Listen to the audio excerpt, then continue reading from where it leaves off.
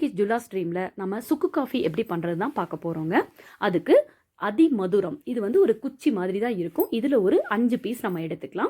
இது வந்து சுக்கு இஞ்சியோட ட்ரை, அது வந்து 2 பெரிய பீஸ் எடுத்திருக்கேன். இது சித்தரத்தை, இது ஒரு 5 பீஸ் எடுத்திருக்கேன். இது கூட ஏலக்காய் ஒரு 5 ஏலக்காய் நம்ம எடுத்துக்கலாம். இது எல்லாமே நீங்கள் தமிழ் மருந்து கடையிலேயே வாங்கலாங்க. எங்கே வாங்கலாம் யோசிக்காதீங்க. இது வந்து தாளிச்ச பத்திரி 2 டீஸ்பூன். இது நம்ம வர மல்லி தான், இது ஒரு 5-6 டேபிள் ஸ்பூன் எடுத்துக்கலாம். இது வால் மிளகு நான் எடுத்திருக்கேன், இல்லைன்னா சாதா மிளகு எடுத்துக்கங்க 1 டீஸ்பூன். இது ஓமம் 1/2 டீஸ்பூன்.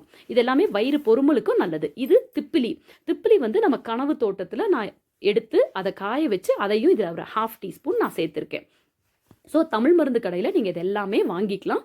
இதை நான் இங்கே வந்து எனக்கு குளிராக இருக்கிறதுனால நான் வறுக்கிறேன். பிளெயின்ஸ்னால் நீங்கள் நல்லா வெயிலில் கூட காய வச்சுக்கலாம்.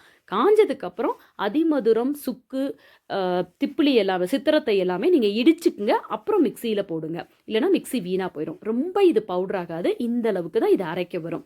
இப்படி அரைச்சாவே அது போதும். நம்ம பாக்ஸில் போட்டு வச்சுட்டு அதை நம்ம இப்போ காஃபி பண்ண போகிறோம். அந்த சுக்கு காஃபி எப்படி பண்ணலாம் அப்படிங்கிறதையும் நம்ம இப்போ பார்க்கலாம். இந்த அளவு டம்ளரில் நான் 2 டம்ளர் தண்ணி விட்டுருக்கேன். அதில் 2 ஐஸ்கிரீம் ஸ்பூன் அளவுக்கு நான் இந்த பவுடரை ஆட் பண்ண போகிறேன். ஒரு டம்ளருக்கு 1 ஸ்பூன் ஃபுல்லாக எடுத்திருக்கேன். இதில் போட்டுட்டு இப்போ அடுப்பில் வச்சு நம்ம இதை நல்லா பாயில் பண்ண போகிறோங்க. இந்த காஃபி வந்து உங்களுக்கு பயங்கர ரெஃப்ரெஷிங்காக இருக்குங்க. வயிறு உப்பலாக இருந்தாவோ, நிறைய ஹெவியாக சாப்பிட்டுட்டிங்கன்னாவோ, கோல்டு, தொண்டை கரகரன்னு இருந்தால் எல்லாத்துக்குமே இந்த காஃபி வந்து சூப்பராக இருக்குங்க. பால் காஃபியை விட இது உண்மையாகவே பெஸ்ட்டாக இருக்கும். இது கூட நான் இப்போ வந்து நல்லா கொதிச்சதுக்கப்புறம் கரும்பு சக்கரை ஆட் பண்ணுறேன். அது உங்கள் சுகர் இனிப்புக்கு ஏற்ற மாதிரி. நீங்கள் கரும்பு சக்கரை இல்லைன்னா வெல்லம், கருப்பட்டி போட்டிங்கன்னா இன்னும் சூப்பராக இருக்கும். எதுவுமே இல்லாத ஆப்ஷனுக்கு வேணால் நீங்கள் வெள்ளை சுகர் போட்டுக்கலாம்.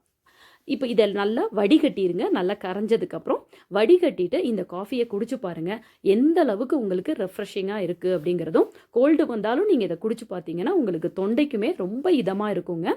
இதை நீங்கள் செஞ்சு பார்த்துட்டு எப்படி இருந்ததுன்னு எனக்கு கண்டிப்பாக கமெண்ட் பண்ணுங்கள். கடையில் வாங்குகிற சுக்கு காஃபிக்கும் இதுக்கும் உங்களுக்கு கண்டிப்பாக டிஃப்ரென்ஸ் தெரியுங்க. உங்கள் ஃப்ரெண்ட்ஸ்க்கும் இதை கண்டிப்பாக ஷேர் பண்ணுங்கள். தேங்க்யூ.